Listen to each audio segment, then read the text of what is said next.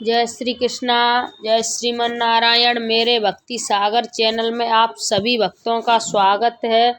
आप सभी भक्तों ने मेरी पिछली वीडियो में महामास का तीसरा अध्याय का महत्व सुना।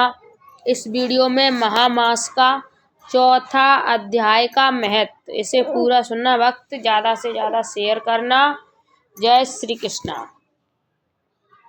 श्री वशिष्ठ जी कहने लगे कि हे राजन, अब मैं महा के उस महात्म्य को कहता हूँ जो कार्तवीर ने पूछने पर दत्तात्रेय ने कहा था।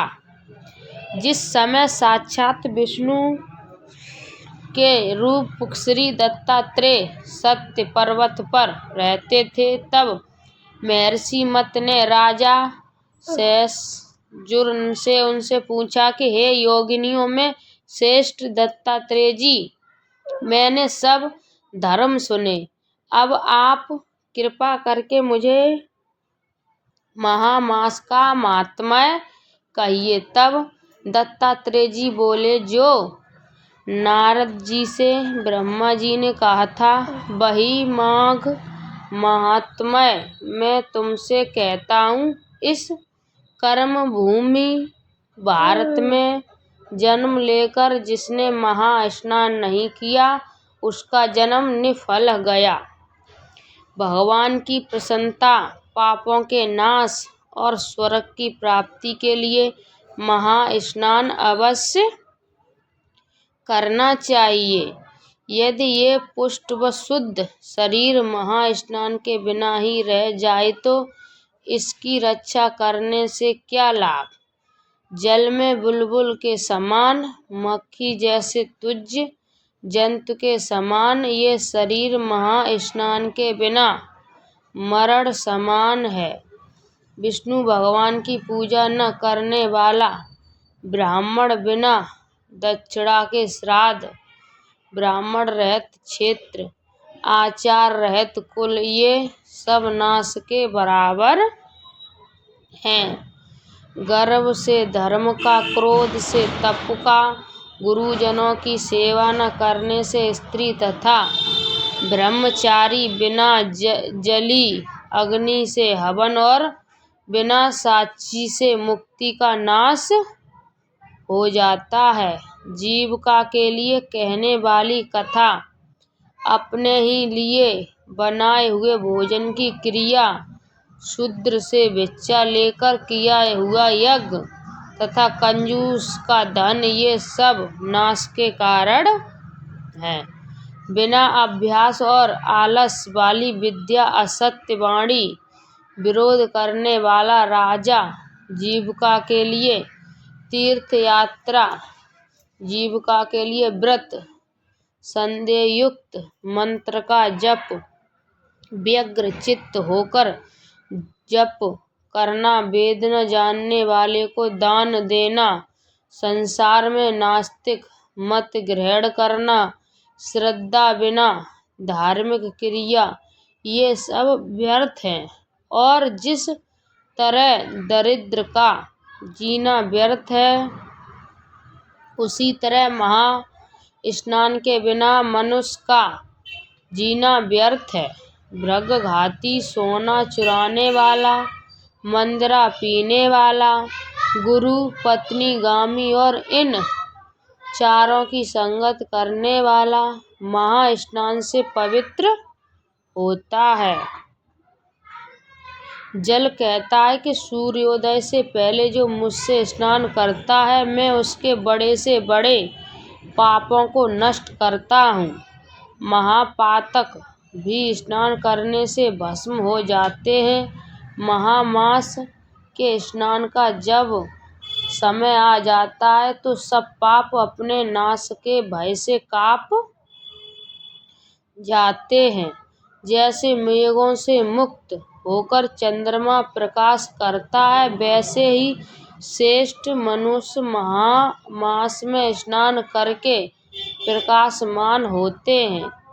काया वाचा मनसा से किए हुए छोटे या बड़े, नए या पुराने सभी पाप स्नान से नष्ट हो जाते हैं। आलस में बिना जाने जो पाप किए हों वो भी नाश को प्राप्त होते हैं। जिस तरह जन्म जन्मांतर के अभ्यास से आध्यात्मिक ज्ञान की प्राप्ति होती है, उसी तरह जन्मांतर अभ्यास से ही महास्नान में मनुष्य की रुचि होती है। ये अपवित्रों को पवित्र करने वाला बड़ा तप और संसार रूपी कीचड़ को धोने की पवित्र वस्तु है। हे राजन, जो मन वांछित फल देने वाला महास्नान नहीं करते, वह सूर्य चंद्र के समान भोगों को कैसे भोग सकते हैं। महामास का चौथा अध्याय समाप्त। बोलिए कृष्ण कन्हैया की जय। जय श्री कृष्ण। राधे राधे। महामास का 5वां अध्याय शुरू, इसे पूरा सुनना। जय श्री कृष्ण। राधे राधे। दत्तात्रेय जी कहते हैं कि हे राजन, एक प्राचीन इतिहास कहता हूँ। भृगु वंश में ऋषिका नाम की एक ब्राह्मणी थी जो बालकाल से ही विधवा हो गई थी। वह रेवा नदी के किनारे विंध्याचल पर्वत के नीचे तपस्या करने लगी। वह जितेंद्रिय, सत्यवक्ता, सुशील, दानशीलता तथा तप करके देह को सुखाने वाली थी। वह अग्नि में आहुति देकर उच्च वृत्ति द्वारा छठे काल में भोजन करती थी। वह बलकला धारण करती थी और संतोष से अपना जीवन व्यतीत करती थी। उसने रेवा और कपिल नदी के संगम से 60 वर्ष तक महास्नान किया और फिर वहीं पर ही मृत्यु को प्राप्त हो गई। महास्नान के पहले वह दिव्य 4000 वर्ष तक विष्णु लोक में वास करके शुद्ध और उपशुद्ध दैत्यों का नाश करने के लिए ब्राह्मण द्वारा तिलोत्तमा नाम की अप्सरा के रूप में ब्रह्मलोक में उत्पन्न हुई। वह अत्यंत रूपवती, गान विद्या में अति प्रवीण तथा मुकुट कुंडल से शोभामान थी। उसका रूप, यौवन और सौंदर्य देखकर ब्रह्म भी चकित हो गए। वह तिलोत्तमा रेवा नदी के पवित्र जल में स्नान करके वन में बैठी थी। तब शुद्ध व उपशुद्ध के सैनिक ने चंद्रमा के समान उस रूपवती को देखकर अपने राजा शुद्ध और उपशुद्ध से उसके रूप की शोभा का वर्णन किया और कहने लगे कि हे कामदेव को लज्जित करने वाली, ऐसी परम सुंदरी स्त्री हमने कभी नहीं देखी। आप भी चलकर देखें।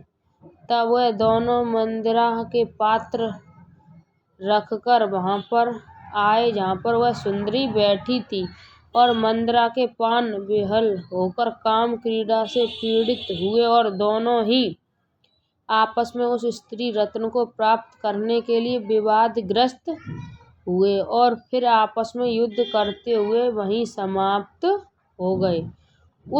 उन दोनों को मरा हुआ देखकर उनके सैनिक ने बड़ा कोलाहल मच गया और तब तिलोत्तमा काल रात्रि के समान उनको पर्वत से गिराती हुई 10 दिशाओं को प्रकाशमान करती हुई आकाश में चली गई और देव कार्य सिद्धि करके ब्रह्मा के सामने आई। तो ब्रह्मा जी ने प्रसन्नता से कहा कि हे चंद्रवती, मैंने तुमको सूर्य के रथ पर स्थान दिया।